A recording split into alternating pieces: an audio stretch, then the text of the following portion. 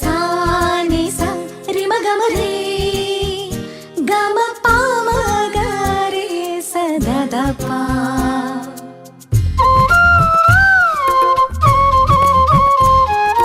புல்வெளி பெய்யும் சாரலை போல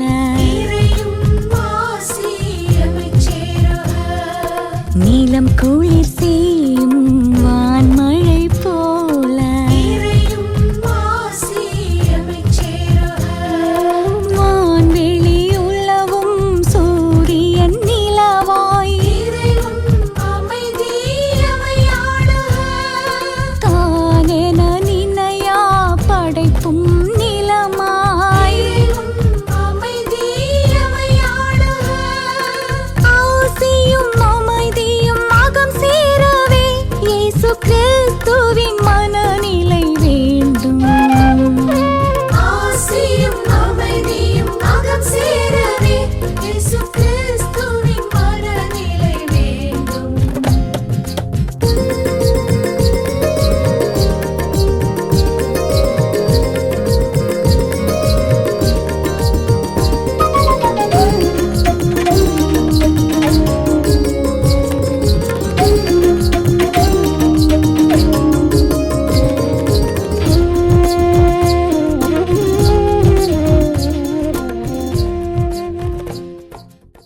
தந்தை மகன் தூயாவியாரின் பெயராலே ஆமேன்.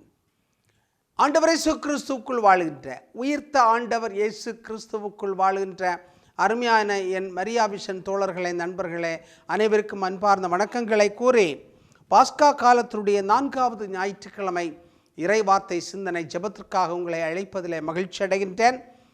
மே மாதம் 11ஆம் தேதி பாஸ்கா காலத்தினுடைய 4வது ஞாயிற்றுக்கிழமையாக இருக்கிறது.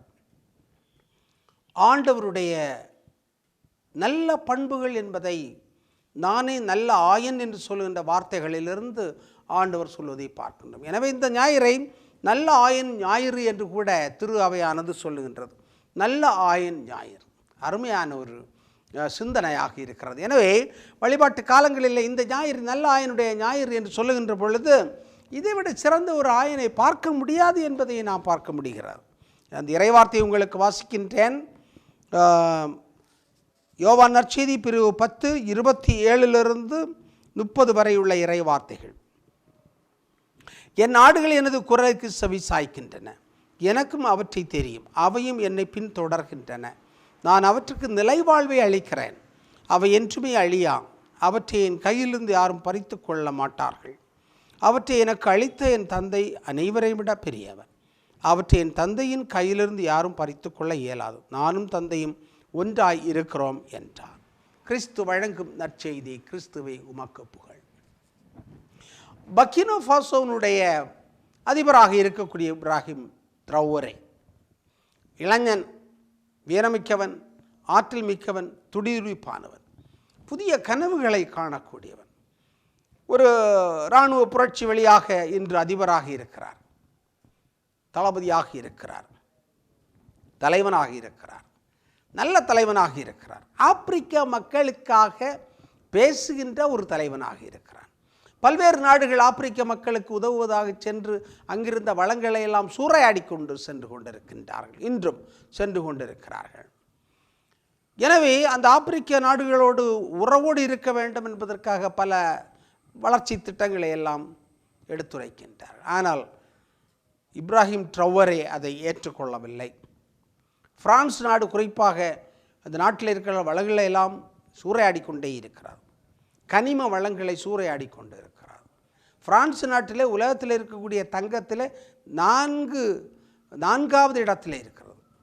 தங்கம் வைத்திருக்கக்கூடிய நாடுடைய பட்டியலில் 4வது இடத்தில் இருக்கு. ஆனால் பிரான்ஸுக்கு ஒரு தங்க வயல் கூட கிடையாது, தங்க சுரங்கம் கூட கிடையாது. அப்படி என்றால் இந்த தங்கத்தை எல்லாம் எங்கிருந்து கொண்டு வந்திருக்கிறார்கள் என்றால் ஆப்பிரிக்க நாடுகளிலிருந்து கொண்டு வந்திருக்கிறார்கள். ஆப்பிரிக்க நாடுகளுக்கு உதவுவது போல உதவி அங்கிருந்து வளங்களை சுரண்டி வரக்கூடிய நாடுகள் தான் ஐரோப்பிய நாடுகளாக இருக்கின்றன. அமெரிக்கனாக இருந்தாலும் அப்படித்தான். இதனுடைய மத்தியில் இந்த ட்ரௌவரே என்று சொல்லக்கூடியவர் தலைவனாக வருகின்ற பொழுது அவர் ஆப்பிரிக்க நாடுகளுக்காக பேசுகின்றார். யுனைடெட் ஸ்டேட்ஸ் ஆஃப் ஆப்பிரிக்கா, ஆப்பிரிக்கர்களுக்கு சொந்தம் என்று சொல்கின்ற விதத்தில் ஒரு பயங்கரமான ஒரு தத்துவ புரட்சியை கொண்டு வந்து ஆப்பிரிக்கர்களை தவிர மற்றவர்களெல்லாம் வெளியேற்றுகின்ற ஒரு நடவடிக்கை எடுத்துக்கொண்டே இருக்கிறார். அமெரிக்கர்கள் வெளியே செல்ல வேண்டும், டாலரை பயன்படுத்த மாட்டோம், பிரான்ஸ் நாட்டில் உள்ளவர்கள் வெளியே செல்ல வேண்டும், பிரான்ஸ் நாட்டிலிருந்து எங்களுக்கு உதவிகள் தேவையில்லை என்று சொல்லுகின்ற விதத்தில் பல்வேறு விதத்தில் புரட்சிகரமான ஒரு காரியத்தை செய்கிறார். காரணம், அவர் ஆப்பிரிக்க நாட்டு மக்களை நேசிக்கின்றார். அவருடைய வலிகள், அவருடைய வருத்தங்கள், அவருடைய துன்பங்கள் இவைகளெல்லாம் நன்கு அறிந்தவராக இப்ராஹிம் ட்ரௌரே இருக்கின்றார். எனக்கு அவரை நன்றாக பிடிக்கும். ஒரு இளைஞன், நல்ல ஒரு இளைஞன், இளம் வயதிலேயே ஆப்பிரிக்க மக்களுக்காக சிந்திக்கக்கூடியவன். ஆப்பிரிக்க மக்களை எல்லாரும் ஏழைகள் என்று சொல்லுவார்கள், ஏழை நாடுகள் என்று சொல்லுவார்கள். ஏழை நாடுகள் என்று சொல்லிக்கொண்டே நாங்கள் உதவுகிறோம் என்று சொல்வார்கள்.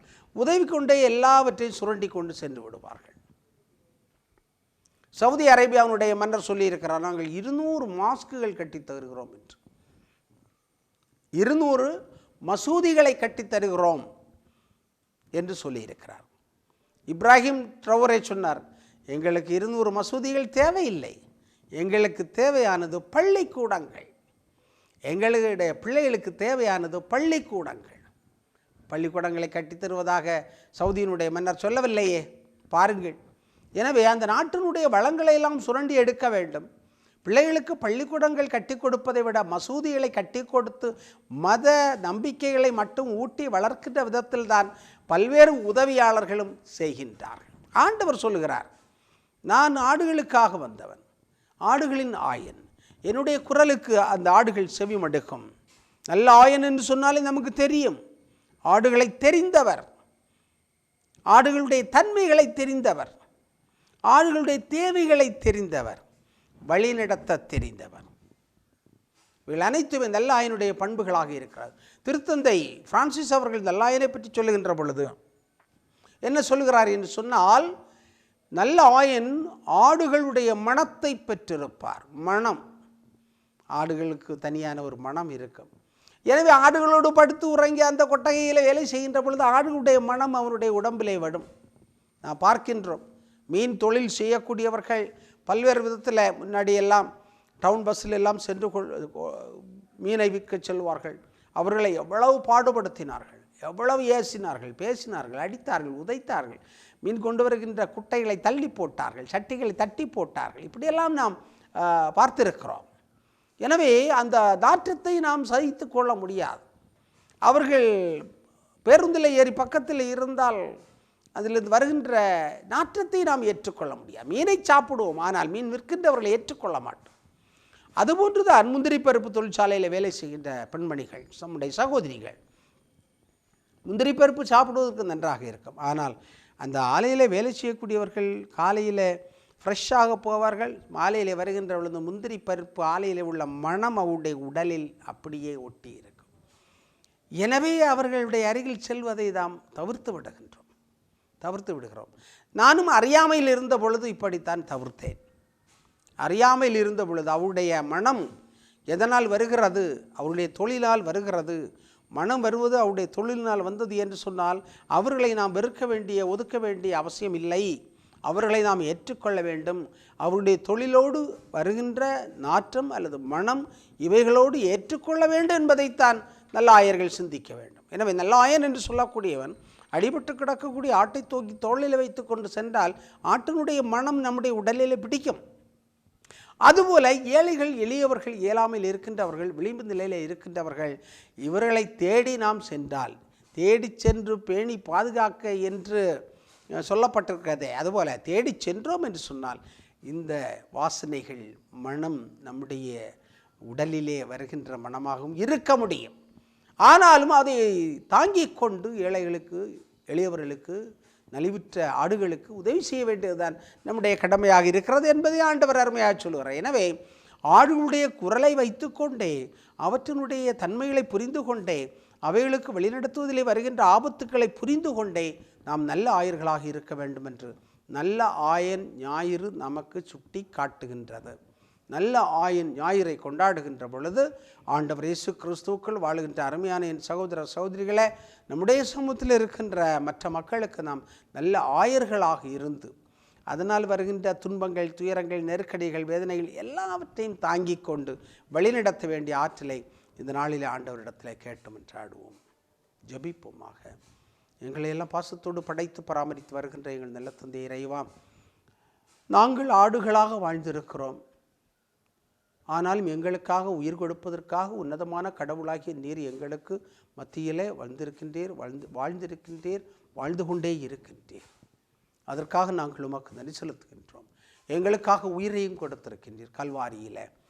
எனவே இவற்றையெல்லாம் உணர்கின்ற நாங்கள் பிறர் வாழ்வு பெற வேண்டும் என்பதற்காக எங்களை கையெழுத்து வாழ வேண்டிய ஆற்றலையும் அருளையும் தந்திருள்ள வேண்டுமாய் எங்கள் ஆண்டவர் இயேசு கிறிஸ்து வழியாக, நல்ல ஆயன் இயேசு கிறிஸ்து வழியாக உம்மை பார்த்து மன்றாடுகிறோம். ஆமென்.